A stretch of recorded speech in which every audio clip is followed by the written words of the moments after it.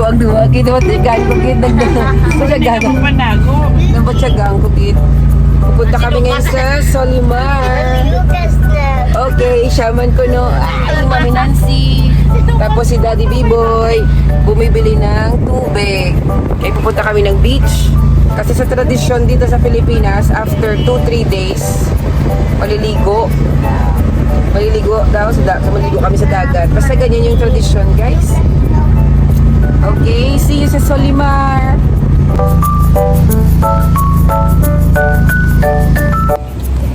So guys, andito na tayo sa Solimar. Manang Bibi. Manang Bibi, you say hi! Daddy B-Boy. Hi. Oh, ayan na guys. Oh, tara pasok tayo. Merong entrance dito guys. 250 pesos sa adults. 6 to 11 years old is 200 pesos pero consumable siya. Ibig sabihin, pwede kang mag-order ng pagkain hanggat sa maubos yung 250 mo. Ayan na yung kasama namin guys. Nauna na sila. Oh, ang ganda ng lugar guys. Ang linis.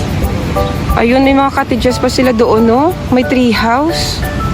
Tapos nandoon yung reception. Andito yung kusina nila. Pwede ka mag-order ng mga drinks dyan. Tapos doon yung beach. Hello, good morning! Kadlo. Kadlo. Oh, you have your Spider-Man! Sa balay mixing na.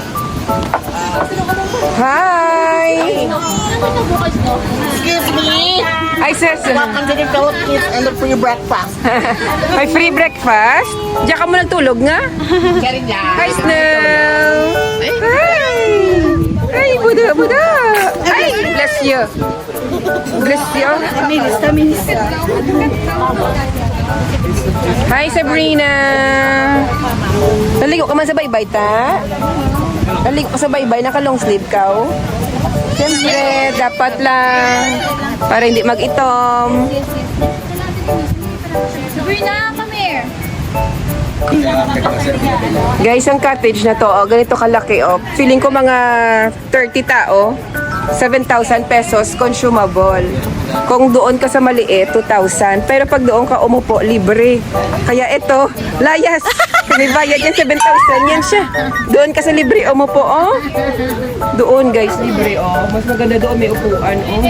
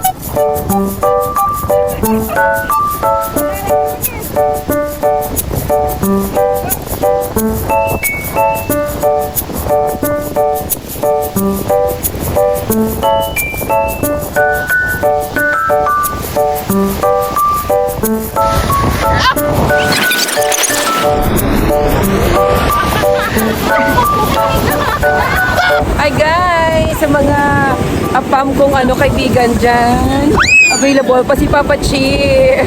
Paloy, kamoy man nyo na ni. Oh yes! At Facebook! Kumplito. Kumplito.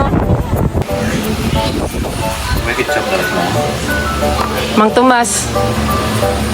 Meron, meron.